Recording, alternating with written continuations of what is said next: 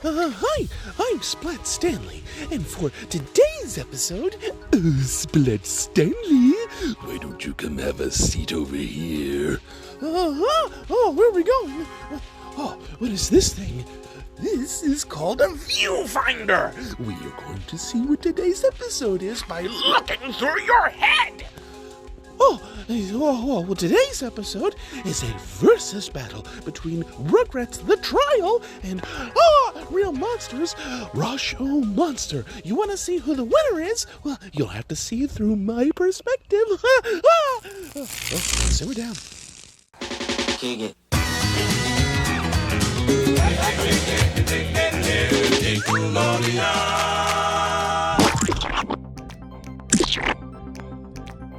Welcome to Splat Attack, a 90s podcast honoring the slime-filled past. I'm your courtroom commander, Kylie. And I'm your brawny bailiff, Alex. And Kylie, what case is coming before the bench today?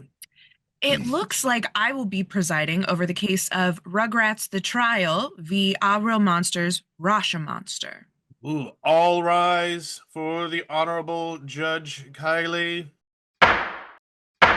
Please welcome to the stand, Nish Sanders. Hello, and thank you so much for joining us. Hi, thank you for having me.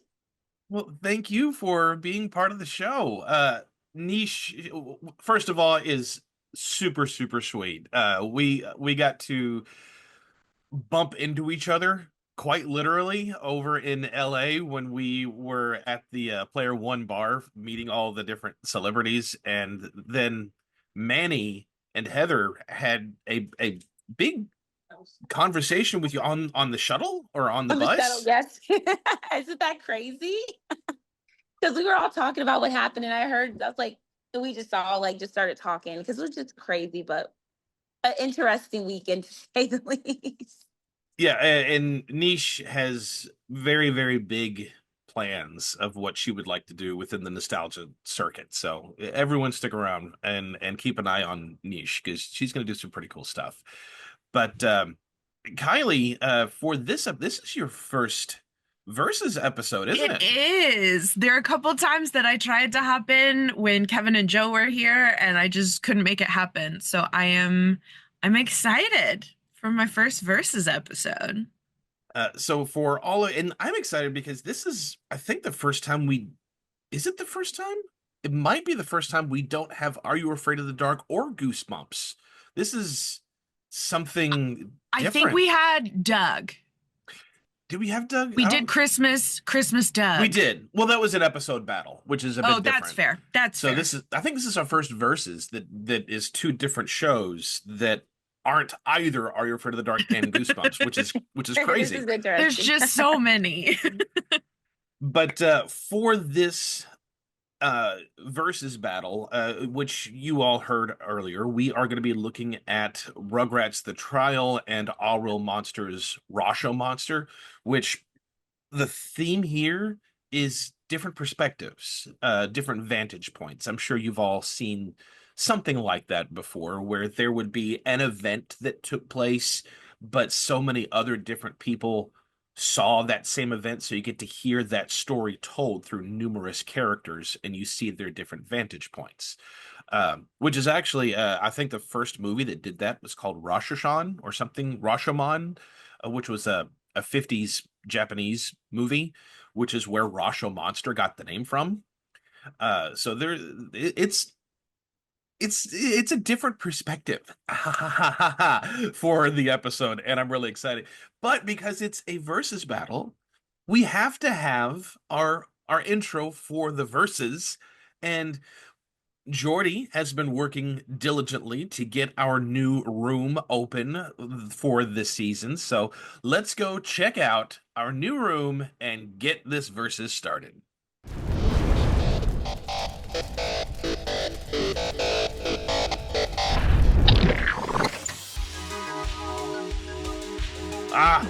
Check it out.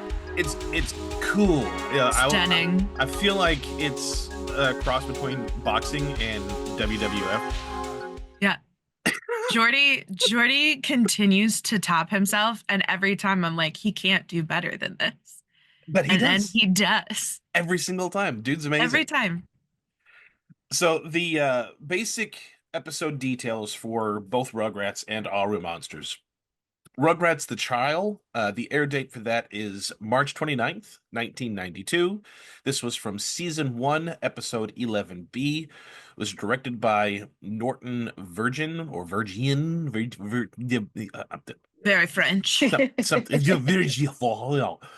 and the writers are Paul Germain, Arlene Klasky, and Gabor Chupo. And then Aaahh Monsters, Rosh O Monster.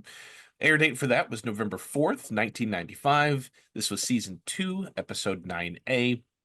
Directed by Jim Duffy. Writers are Gabor Chupo, Peter Gaffney, and Mark Palmer. And Kylie, you are going to be our judge. I am going to defend the Rosh O Monster episode, and Nish is a huge Rugrats fan, so she is going to be defending the trial. Nish, let's talk about your love for Rugrats real quick. I'm assuming that you've been a Rugrats fan since you were little. Yes, I had all the orange VHS tapes, and oh my goodness, I was just obsessed with it. You know what I mean? And funny story is like my mom was like, "You're not gonna turn into Angelica." She was one of my favorite characters. But I just remember the orange VHS tapes and like the Rugrats movie, and I had all the Rugrats dolls. Even like remember Rugrats in Paris, Bad Girls. Like I had the Angelica singing doll. Yes. Yes, I did. I had the microphone and everything. Yes. You've also done quite a few cosplays. Yes, I have an Angelica cosplay. I've done Chucky. That was kind of the epic fail with the orange hair because I tried to like use that spray dye and it just did not work. So I was like, I'll just wear my hair curly. Wigs are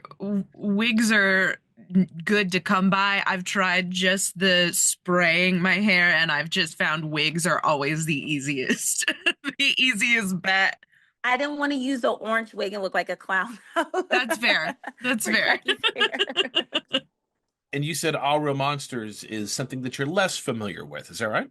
Yes, I've seen a couple episodes, but I wasn't glued. Like I was glued to Rugrats. Like I don't know what it was. Like it, and then it was just the theme song and just everything. But it was just, I don't know, it was catchy. And then I love All Grown Up.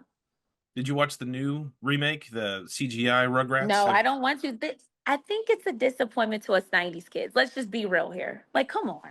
You can't. I don't hate it. I don't hate it. You have to, if you go at it as a standalone, because they did shift the story a little and they made it so that this generation of kids can connect to it better. So if you look at it as a standalone, I appreciate what they did. If you look at it in the grand scheme of things, I'm like, it's not the same. But I'm there with you, Nish, with Rugrats as a kid. I loved Rugrats. I watched it all the time.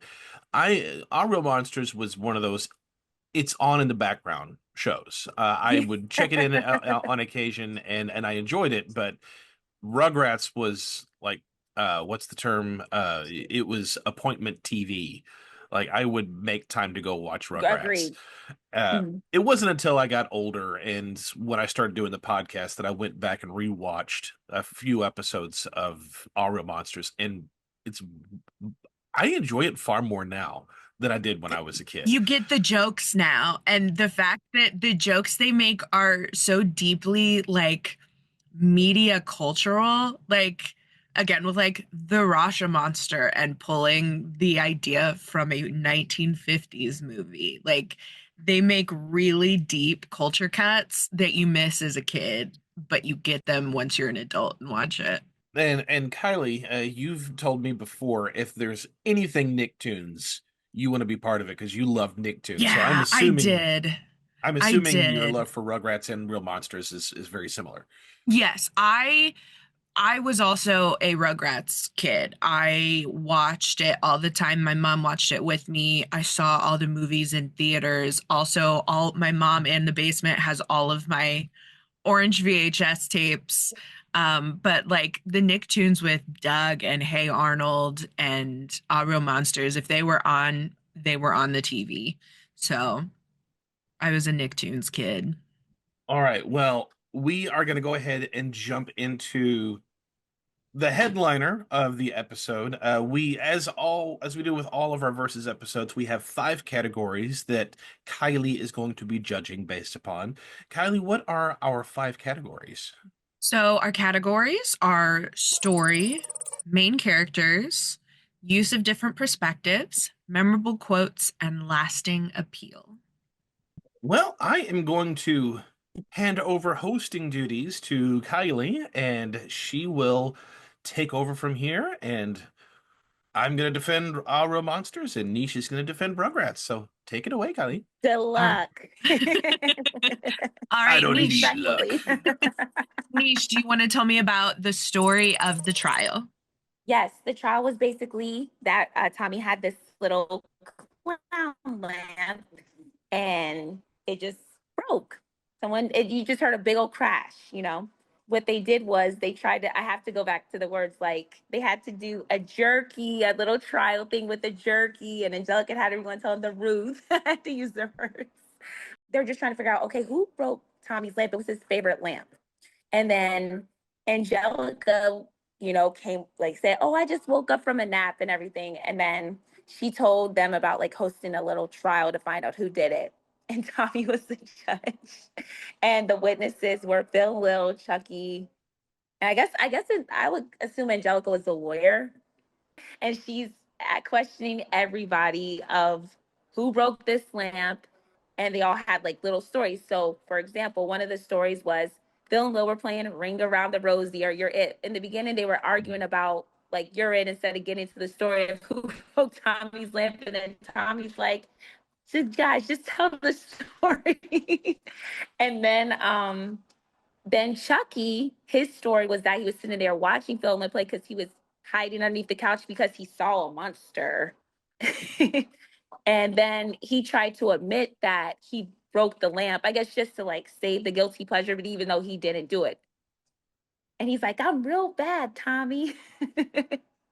And then come to find out after all the stories and Angelica antagonizing them, saying, you did it, trying to get more stories and everything, saying, "Oh, that wasn't the whole truth," you know. Finally, at the end, it's her that did it. And she admitted that she did it because she didn't want to see it smile again. She hated that lamp. So, and before that, her bogus story, I like to call it, was like, "I'm just going to go find a crown and draw on the wall to get Tommy in trouble." And she's like, I did it, and I'll do it again." I hated that stupid lamp. And then at the end, she got caught and she tried to say oops in front of Dee Dee and Betty, and they heard the whole thing, and she had to go sit in timeout until her dad got there. So yeah, that's pretty much the story. I think it's funny that Arlene Klasky, which we've mentioned it a couple of times, she did not like the inclusion of Angelica in the show because Really? she was like, why do we have to have so much confrontation? Why can't they just be babies? And the other writers and Gabor, they were like, no, we have to have an antagonist in the show, otherwise there's no show. So she didn't really like using Angelica, and also she did not like this episode because she felt like the babies were acting too grown up. Yeah, but as kids, we like to play and act, and that's the thing. I don't really see that perspective from her case because, as kids, we always like, "Oh, let's go dress like a princess. Let's do this. Let's play doctor. Let's play house." So how are they acting, girl? I mean, that's what kids did. That's what we did. I mean, the 90s was the rise of the like courtroom drama. Like it was all over TV. Like there's no way that we weren't exposed to it. We may not have understood it, but we were exposed Yeah. to it. Like, especially Judge Judy, my favorite. Uh-huh. Oh yeah, Judge Judy, Law and Order, my like favorite. all of it. Yeah. People's Court. Yeah. There was a People's lot. Court, Divorce Court. Yep. Yeah, Mm-hmm. it was a ton. And I think it was Cheryl Chase. Pretty sure it was Cheryl Chase. Said that this was her favorite episode, the trial episode. I love her. I love her. She's just a creative genius, and I really wish we could have met her last year. I love her. Yeah, I love that Tommy turns into like a heartbroken old gangster in the beginning of the Oh, episode. yes. Because he's So- like, that lamp was like my brother. And I'm just yeah, like, that was like my "What?" brother. Why my lamp? Why? He never hurt anybody. I love my clown lamp like a brother. I've seen how you treat your brother later. Yeah. That this Right. tracks that this you tracks. I mean, but think about it. Like the way that they set that up, it was like, you know, it could be anything. Like especially being a kid, you're in the house next, you hear something break. Like what was that broke? Because that was us 90s kids. We actually had that generation, so they set it up as like how it usually starts. You're doing something, you're in the kitchen. Your parents like, what was that noise? Yeah. Everybody just freezes. Yeah, and then you're like, oh crap, like who do I I? didn't And do then it. let's come up with a bogus story to lie to our parents about and blame our siblings for it. the real victim in this episode is Stu, because he made that lamp. He made the lamp. Yep, you're right. Where's He made Stu? the lamp. One of the babies broke the lamp Uncle Stu made for Tommy. Like, God dang it! It wasn't just some store bought thing. And she said, "Oh, that's one that Stu made." I'm like, dang it! Angelica's just, oh my God, she's crazy. I just love how she always wants to put the blame on them. And I guess it's like maybe we got like, I don't know if you guys have younger siblings. Maybe we act like Angelica sometimes. Like that's why we used to blame our younger siblings for stuff. Watching too many Rugrats. It was an easy out, man. There are so many times when, because I have two boys, and here lately I've been seeing Sam starting to exhibit some of those older brother, not the personality, behaviors, and I would start to get on to him about, no, you're not doing that. Ask the dad who was the younger brother what that feels like. You are not going to treat your little brother that way. And he goes, Oh, okay. exactly. Yeah. Mm-hmm. Alex, why don't you tell me about Rosh O Monster? All right, well, Rosh O Monster starts at the Opera House, which was actually a real opera house that they made this look after. And our trio has just come out of a big scare where they pretty much scared the entire theater. They're really excited. They can't wait to get back to Monster Academy and use the viewfinder to share with everyone this epic scare that they have all done. But as soon as class starts, they all rush to it and they end up collectively breaking the viewfinder. So now instead of watching it, they recount their variation of the story, starting with Icus. But it's not just a which we'll get into this later. It's not just one different style. Whenever they go back to watching the viewpoint, every one of these characters has their own distinct way of telling the story and viewing the story, which we'll get into later. But Icus tells his version, where of course he is the hero, and Oblina was too terrified. Crumb wasn't even paying any bit of attention, and Icus saves the day. And then Oblina calls him out on his nonsense and is like, no, that's not really what happened. Here's what happened. And then it flips it. Icus is the bumbling doofus, and she's the big hero. And again, Crumb's just kind of there. And then when it comes to Crumb's story, he's like, oh yeah,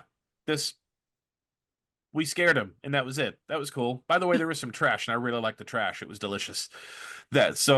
Crumb's just there. By the time they finish telling their stories, they get the viewfinder fixed, and they see what really did happen. And they all were a bit over their heads. The idea was they were just going to scare one or two people, but they didn't realize it was a theater full of people, and they all fell essentially from the rafters and just caused chaos by quite literally bumping into the band and the orchestra pit and messing with some of the scenery that was hanging from the rafters and face planting on some of the actors performing on stage. There was just causing chaos completely by accident. It still worked. The audience and everyone, all the humans, were terrified just at the existence of these monsters. But of course, once everything was done and they successfully scared everyone, albeit completely unintentionally the way they wanted to, well, they were really proud and couldn't wait to get back to Monster Academy. And after seeing what really happened, the Grumble was not happy with their performance, so they were all punished by having to shine the Grumble shoes, which were very, very neat. 450 Mhm. pairs. Oh my God. And that is essentially the story of Rosh O Monster. I do want to add, I was wondering if that was a real opera because you hear, I mean, there is opera that is playing. Oh, I'm sure it It's not. They made was. that for the show. Really I thought that stunning. was because it sounded like a professional show, like one that they just took music from and lifted something that might have been copyright free or public use. But no, I it is one they made up just for the show, which is impressive. Look, Nickelodeon did not scrimp when it came to what they needed for things. They pulled it together. Right. And these kids don't know nothing about our generation. They try to know, like, oh, we know about the Rugrats. Yeah, okay. You don't. You don't, though. All right. So let's move on to main characters. Nish, do you want to talk about the main characters in the trial? So okay, we would go to Tommy, like he was the judge, right? He was so calm about everything, even though he was screaming about the lamp. He was just up there being I so noticed that calm. too. He was being so calm and just like letting people tell their story, even though he was just like crying 5 minutes ago. So I just think that's cool how he just was so chill, like the chillest judge ever. I'm like, Tommy, okay, you can be my judge too, okay? If I'm ever in trouble, God forbid. But I just thought that was so cool how he was calm. Chucky just, we know Chucky as always being a fraidy cat. Chucky just always looks on edge. It kind of reminds me I know this is a Nickelodeon podcast, but like Courage the Cowardly Dog. He kind of reminds me of Courage the Cowardly Dog because he's just always on edge, and with him, he just sits there. Like, it's like, okay, I'm just going to sit here and just tell my side of the story, but to make so everyone else don't get in trouble, I'll take the blame for it. So I feel like that's was his role, even though he was a witness. Phil and Lil, it just seems like they're always sidetracked in that one because, of course, they kept saying, we're playing You're It.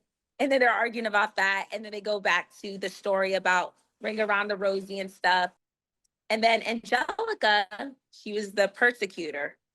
So she basically was just asking the questions, even though she was the one that did it. So she was just, like I said, again, like antagonizing everybody. Like, okay, this is your story, but now I'm going to like really just dig in deep and make sure you tell the truth, you know? And I just thought it was crazy how she was just and if you're the persecutor as a lawyer, you're supposed to be calm about things. You know what I mean? So I just feel like even though she was like that in that situation, she should have been a little bit more calmer and just played her part well instead of just yelling at them and just calling them dumb. So yeah, right. Like, it was like, that isn't the whole story, isn't it, Chucky? What do you mean? And then Phil was like, we didn't do it.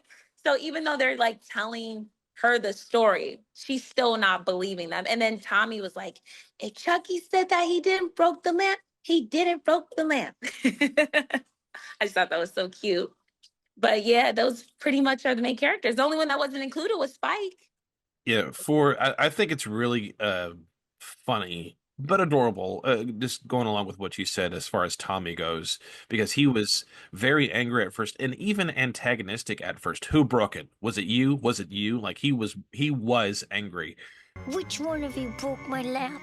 But as soon as Angelica offered a solution, which is a rare thing for Angelica to do, but Exactly. we know that the ultimate motive was just to see if she could get Tommy to be against one of his friends, try to turn friend against friend, because we know that's how she is. But still, it's here's this thread. Let's pull on this needle and see what happens. And then once he had a solution, his whole demeanor changed, which is, let's be realistic, is not realistic for a kid. The who did it is more realistic for a kid. You did it, didn't you? It was you. It was you. I know it was you. But I also, Tommy he's the leader of the Rugrats for a reason. And I like that once it was time to actually look at a different perspectives, he trusts his friends. and he believes his friends. So even though they said, no, I didn't do it, I promise I didn't do it, he doesn't question it. He's like, no, I believe you. I absolutely believe you. If Chucky says he didn't broke the lamp, then he didn't broke the lamp. And it wasn't until Angelica started offering some of her backstory of what she was doing that he starts piecing things together. It's like, wait a minute. Wait, didn't you take a nap earlier? She's like, I took 2 today. Did you take a nap before you came here? And I love the arguing Phil and Lil because so great. siblings always fight all the time. They love each other and they're there for each other, but they constantly fight, which was the whole you were it. No, you were it. You were it, Philip. You were Yeah. it, Lillian. Nah, Philip, you're hot, Lillian. And I love how they call them their government names when they're arguing. Yeah, they use the full government name every time. You were it, Lillian. No, you were it, Philip. I swear, they're hilarious. They're always fighting. All right, Alex, do you want to tell me about main characters in Rosh O Monster? Certainly. So our main characters, like most Aaahh Monsters episodes, are the trio, Ikis, Oblina, and Crumb. And this time, Crumb really takes a back seat for the most part, which, let's be honest, most times he does, unless it's an episode specific to him. He's such a laid-back, easygoing, fun-loving character in all of his disgusting eyeball self. He's just happy to be there. And he is not somebody I would want to have on the podcast because he would just give, yeah, this is how the episode went, and I'm done. It'd be super quick. This thing happened. I'm finished. The end. Oh my God. He'd be super fun. Like, I'm really happy to be here. You have nothing else to add? No. No, I'm just happy to be included. Thanks. which is what he did in his retelling of the story. His retelling was one of my favorites. I think he spent more time talking about the trash that they stumbled across. It was, well, we came here and then we went out of the tile room and then there was trash. And then he talked about the trash and then it was get back on track. And it was like, oh, well, then we scared the people and then we came home. Yeah, that was it. That was quite literally it. But the big thing is between Ikis and Oblino, which really, oh my gosh, that is friends telling stories if I've never heard. I think that's us telling stories. Because again, as a father, I hear that all the time. All 3 of my boys, oh, I say 3, both my boys and my nephew who lives down the block, something will happen. I was over at the house yesterday and I was helping build something, and the 3 of them, we heard something happen, very much a breaking of something, and they all come running into the garage and they all were telling the story, but Jensen was Crumb. He was just, but not paying any attention to what was going on. But the other 2 were, well, I was doing this. I was completely in the right. I didn't do anything wrong. And the other one did exactly what I was told. And the other, no, what you did was this. What I did was perfectly okay. That is exactly what happens with Ikis and Oblina in this story, where they both told their variations of Oblina was completely in over her head and she needed me to save the day. And then Oblina, like, no. Ikis was completely in over his head. The only question is if I was going to save him or not. But what I think really tells the tale appropriately is how they told their stories, which again, we'll get into because that's the next category. But the way we see ourselves very much lays within our imagination. Most people don't see us the way we see ourselves. And I like this episode because you get to see how these characters really see themselves. Yes, they are the heroes of their own story, but in their own unique style. But I do think it's really cool that all 3 of them were so proud of themselves with the end result that they couldn't wait to share it. Which, even though it was a big major accident, they still succeeded. and they were still really happy. I don't think I've ever, it's a rare occurrence whenever they're in Monster Academy and they can't wait to share something. Usually they're too terrified. Please don't call on me. Please don't call on me. Please don't call on me. And then, hey, guess, tell us your story. But this time they were so excited and they couldn't wait to share that they broke the viewfinder completely on accident, of course. And I do want to mention, just it's not a main character, but I like the guy. I like the repair guy who walks over and just points out, has two lines. I lost it in his first line, and then he came back at the end, and I was like, perfection, absolute perfection. He has just two lines, and he just walks up, your viewfinder's broken. Your viewfinder's broken. And then comes back later, Your viewfinder's fixed. which was the same voice. It was the same voice actor who did Crumb, but it's funny. So funny. But again, it's very much just there's no big moral here, not like there is in the trial, but it is very much a very realistic depiction of friends recounting a story. Rugrats has a lot more morality to it, which is great, but it's far less realistic in how kids really act. But this one, it's really how kids are whenever something happens and they're trying to tell stories. All right, so talking about the different perspectives, that's our next topic. So Nish, tell me about how they use the different perspectives in the trial episode.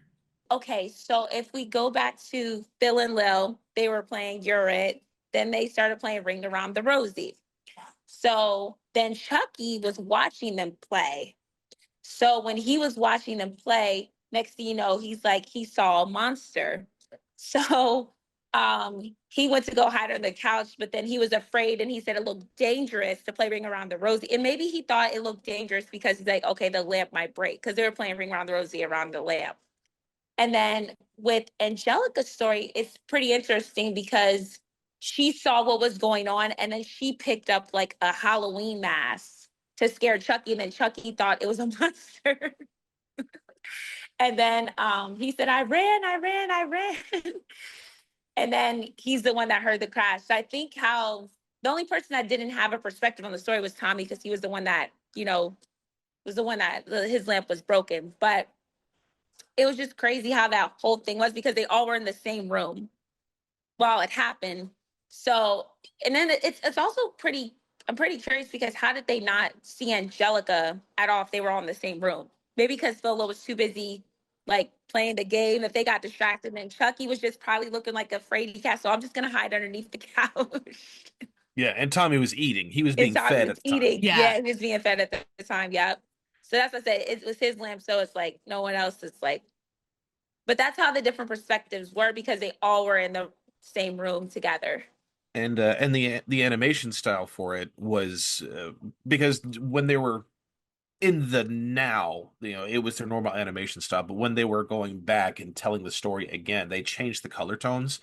So now it was all in black and white. Oh, yes, you're right.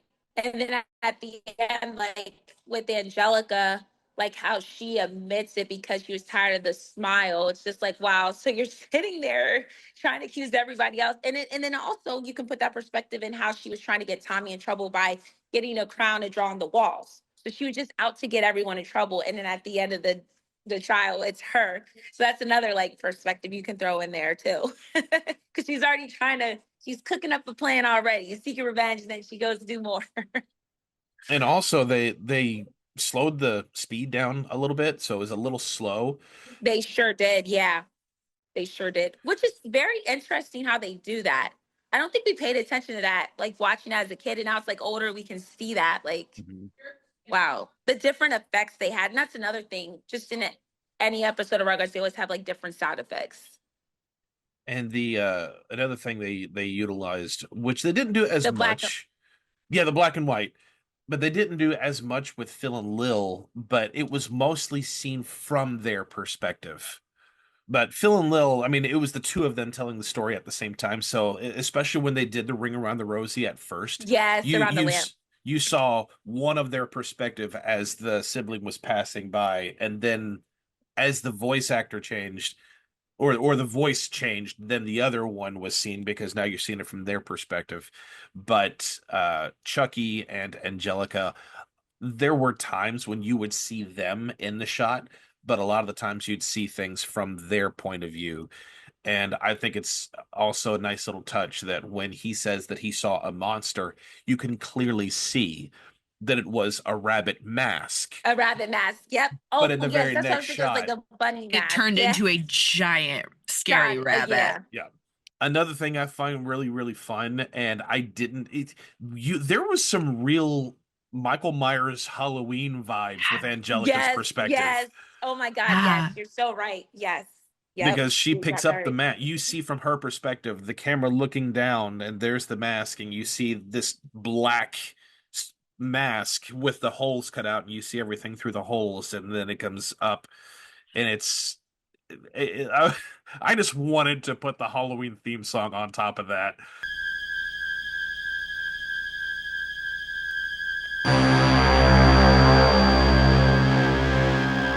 Alex, you want to talk about the perspectives for Rosh O Monster? Okay, this is one of my favorite parts of the show, if not my favorite part, because as I was saying earlier, they each have their different, the way they see themselves, their different perspectives. And Ickis saw himself as this very film noir detective, yes, baby, Humphrey Bogart type character. And yes, kid, yeah, come on.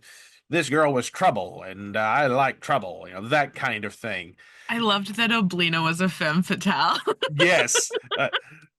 She was the type of monster who would draw flies, and I like that, things like that.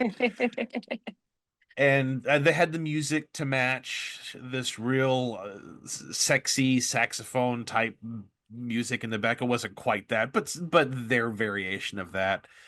And the closest to the original art style was Oblina's, because it looks like your pretty standard episode, but it slowly gets a bit more animated, especially in the color. The colors become a bit more vibrant, which most of our monsters is not vibrant colors. They're really browns and greens and blacks and grays. But as they get closer and closer and they start acting a bit more silly, because at first they act like normal, and then they get a bit more hokey and hammy, like when Ickis puts himself in the elevator. He's like, "Oh no, I have put myself in a precarious position, and I hope that I'll be able to get myself out of this." Oh no! I have done something thoughtless that is going to get us into trouble yet again. So it's this really cheesy superhero speak, like old school Superman, which fits because that's exactly what they were going for, because Oblina saw herself as a superhero by turning herself into Super Monster by stretching her lips out in the shape of a cape, which allowed her to fly around and scare everyone in the theater. And my favorite was Crumbs, because his animation style, he's such a simple guy. So the animation was super, super simple. Very first thing he says is, "Well, I'm not big on all the details." So it looks like a 5-year-old drew these cartoons. Very basic shapes, none of the frills, and very, very simple animation. At least I guarantee you would think it looks super simple. I'm sure it was not. I'm sure it was incredibly complicated to make it. Of course. But it definitely it could have looked like a kid drew it. Yes. How can we animate kids' drawings to keep in with this universe? And the music matched for all three. Ickis's was very that film noir.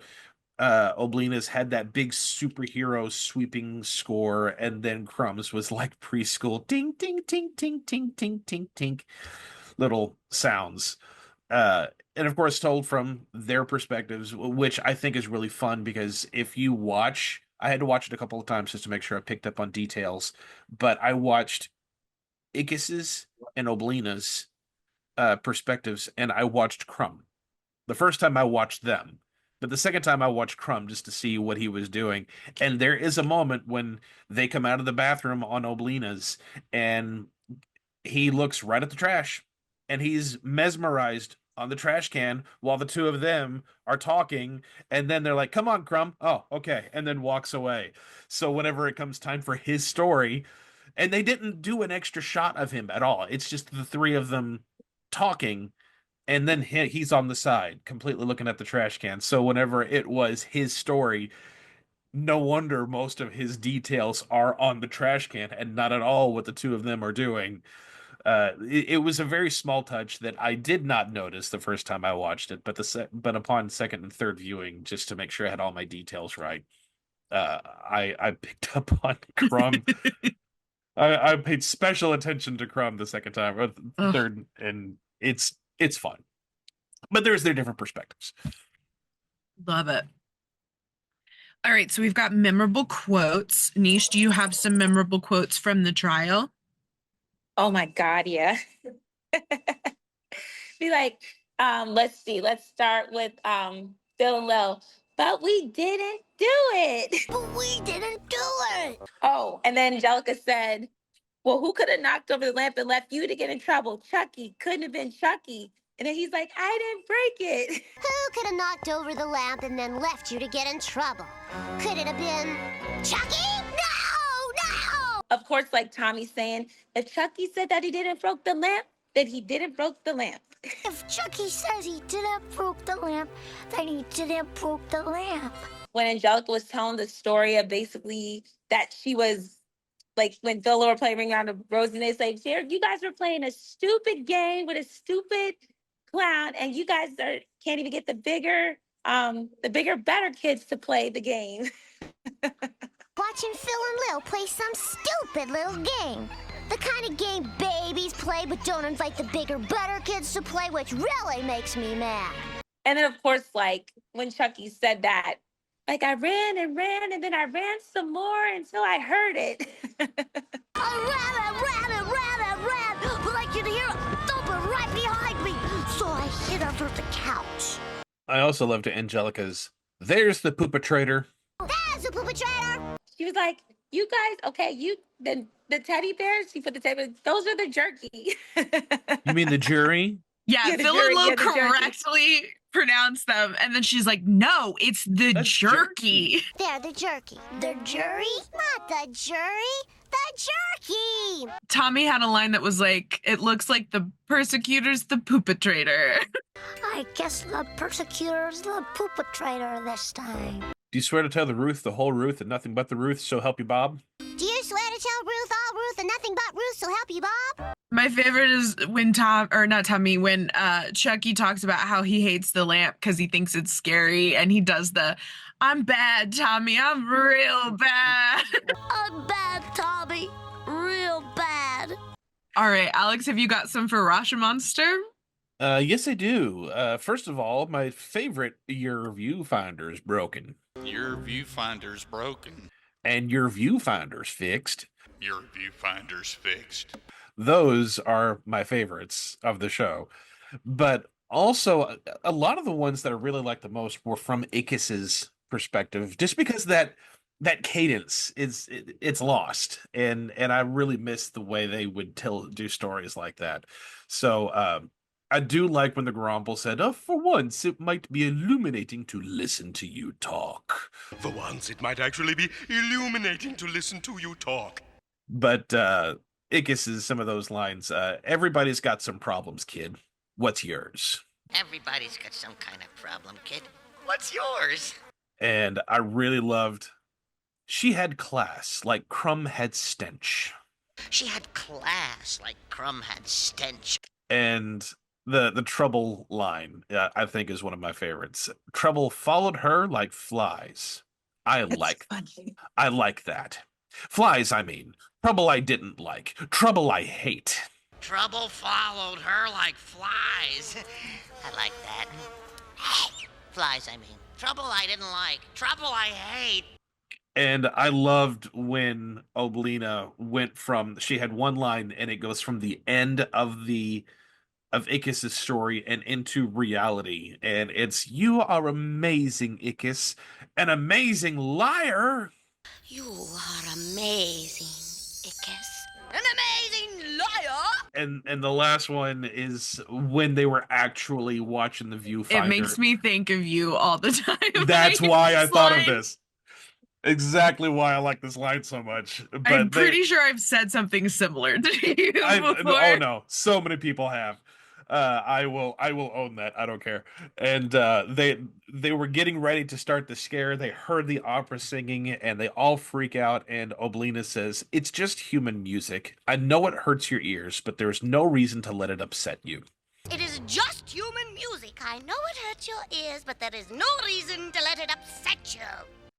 That is absolutely Megan talking to me almost every day I listen to pop radio. All right, so our final category is lasting appeal. Nish, how does the trial hold up today? Now, I remember just as a kid, this was like really popular. You know what I mean? It holds up in debate classes. It holds up in like schools and all that stuff. But yeah, it was like really popular because everybody always wants to play like a little courtroom to figure out who did what. So it's held up outside. I played it as an outside game just to play. And then today, I think it does in some cases, maybe like some like kids shows, but no, and then there's another perspective of you have it where kids are too worried about their tablets to figure out what's going on. They just want to accuse people, or they just want to just solve things different ways now. Like either they just want to yell or just like tattletale, or, that's just how it is, honestly. Yeah, I mean, I did mock trial in high school, so Yes, we all did it. Wasn't it great? I loved it. Yes. All right, Alex, how do you feel about Rosh O Monster? I feel that if you got this in front of the right audience, kids today are still going to like this, kids and adults. Proof of that is because people are still asking for Monsters Inc. 2. This is I loved them. This was Monsters Inc. before Monsters Inc., to be perfectly honest. And there's nothing about this that dates it in terms of the content. There's a lot of times, especially I think TV shows now, they're so focused on trying to reference pop culture. They didn't have to. There were throwbacks within. I mean, there's the film noir, there's the superhero, Superman aspect, and then there's the really, but that's how they saw themselves. And there was a little bit of referencing to some of it, but not a whole lot. In kids still do this, where they're trying to tell their story of what happened, and they're talking on top of each other and correcting each other. And now we adults here, we've become the grumble. Can you stop and just stick with the story? Tell me what I need to know. Stop focusing on the trash and that kind of thing. And it's still funny. It's still cute. Kids still like gross things. I live with 2 boys. Gross things are funny still. Yeah, this is very much, I think it holds up just as well today as it did back then. Well, I have heard everything I need to hear. While I adjourn to my chambers to deliberate, enjoy this brief commercial break, and we'll be right back. Order, I said, order! I am Judge Stanley, and I said order in the courts! I'll have a cheeseburger! I ordered. You see what I mean? We'll be right back with more Splat Attack Podcast and hopefully my cheeseburger. Thank you for tuning into this episode of Splat Attack. If you are enjoying this episode, please hit the like button, subscribe, make sure to hit that notification bell. If you are listening on a podcast app, please leave us a review. These very simple, small things from you have a big impact for us. If you enjoy what we do here on Splat Attack, check out some of our exclusive content over on Patreon. Go to patreon.com patreon.com/SplatAttack, where we have exclusive episodes every Friday, slime streams twice a month, along with a few other bonus things that you will not find anywhere else but on our Patreon. So join the Gakoids over at patreon.com/SplatAttack. Nish is great with cosplay. I am not so great with cosplay, but I am pretty good at coming up with designs for t-shirts that you can buy over at Bonfire. Go to bonfire.com/store/SplatAttack store with hyphens in between, where we just added hoodies. Yay! We also have our logo on several different shirts. Kat had recently added tie-dye shirts. You can customize different shirts, styles, colors, all kinds of cool stuff. Play around with it. Figure out something that works just for you. Bonfire.com/store/SplatAttack store with hyphens in between. Tune in next time, Slimesters, when we dive into another character study. This time, we're taking an in-depth look at Shelby Woo and Penny. You can find all the retroific action only here on Splat Attack. It looks like court's now in session, and it's time to get back to the episode. Dude, here's your burger. Thank you, good Stanley. No problem, bruh. That'll be $8. Why is everything $8 with him? Welcome back, all of you Slimesters. I hope you all are enjoying the things that we've got coming up. We got quite a few things. I'm excited. But we still have to figure out who won this versus battle. So, deferring back to Judge Kylie, and who won what? All right. I thought long and hard about it, and I did love both of these episodes, so there's really no loser out of this. But I think I'm gonna have to go with Rosh O Monster. And the main thing that swayed my decision on this was the use of the 3 different styles when they each told their story. Rugrats was great. It was beautiful to see kids telling their stories, and the different, like, Chucky's had a scary vibe and all of that. But I appreciated so much the use of the film noir and the superhero, and then the, like, kid who's just there. That is what really won me over between these two. So I am going to have to award it to Rosh O Monster, this one going around.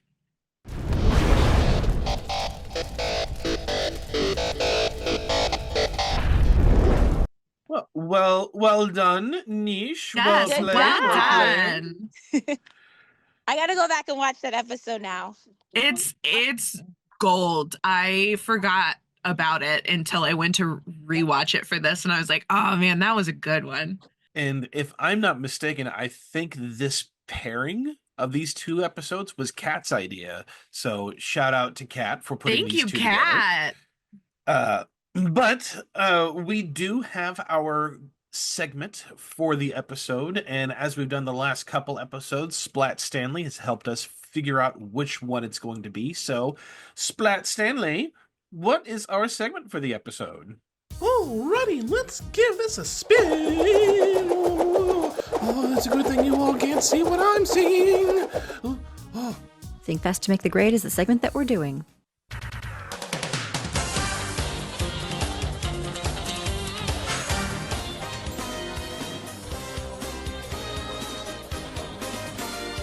Time to think fast to make the grade. Alrighty, folks, you heard the man, you heard the stick. It is Think Fast to Make the Grade. This is our trivia-based game. So for this one, we're not going to do points. It's just going to be a fun little see if you can guess and figure out who these are.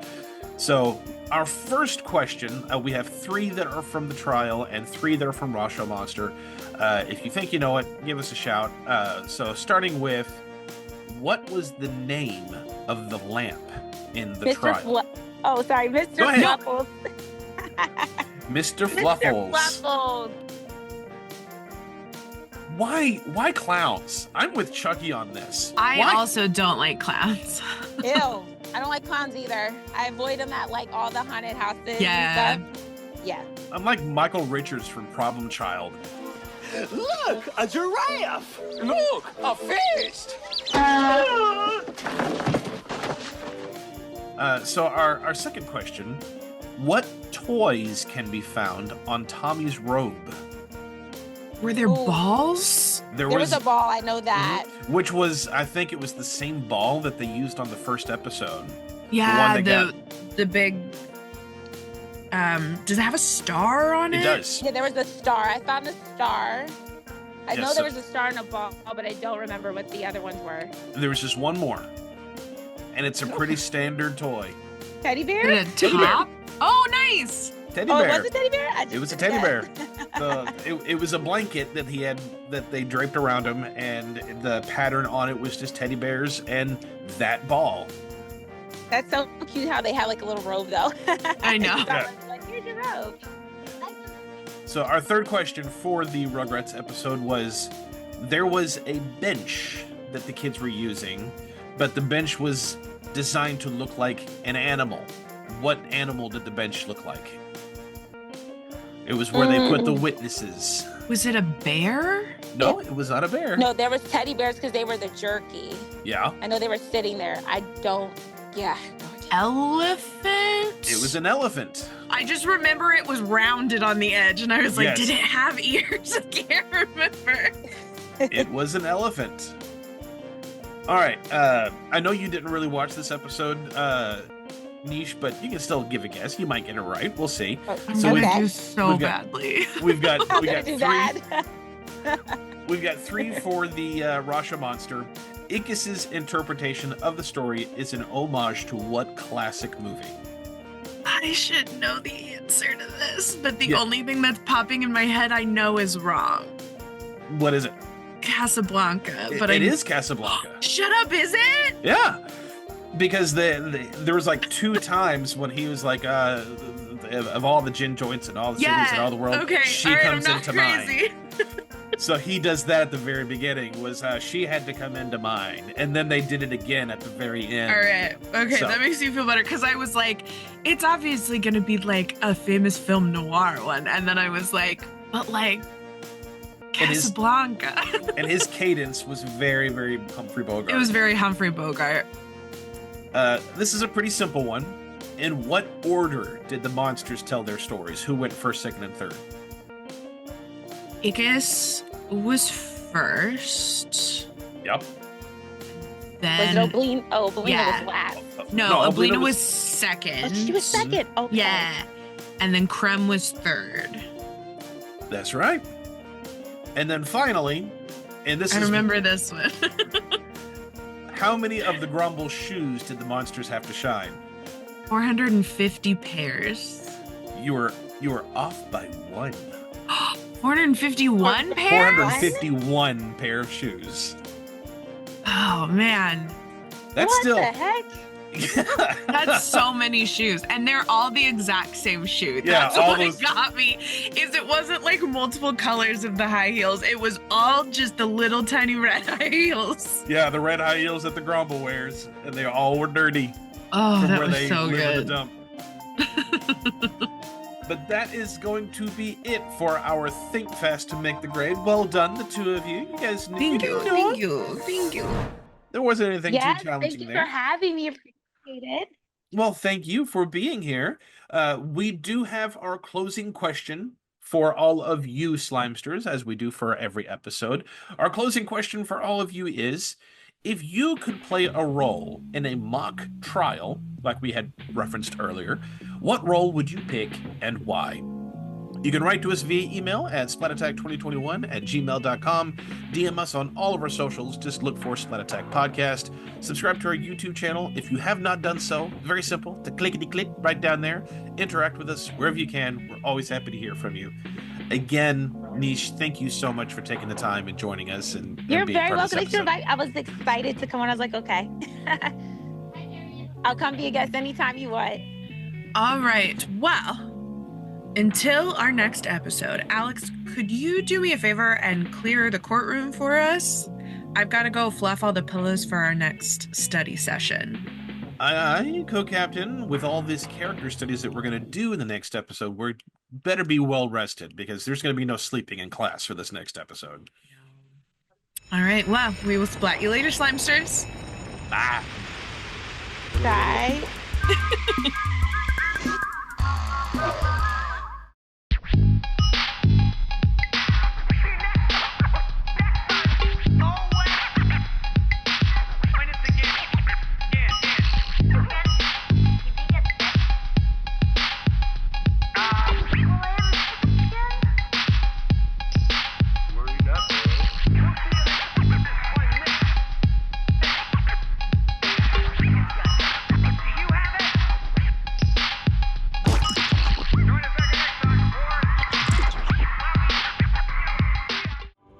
This episode was recorded at Splat Studios, in virtual home studios, though none in Florida.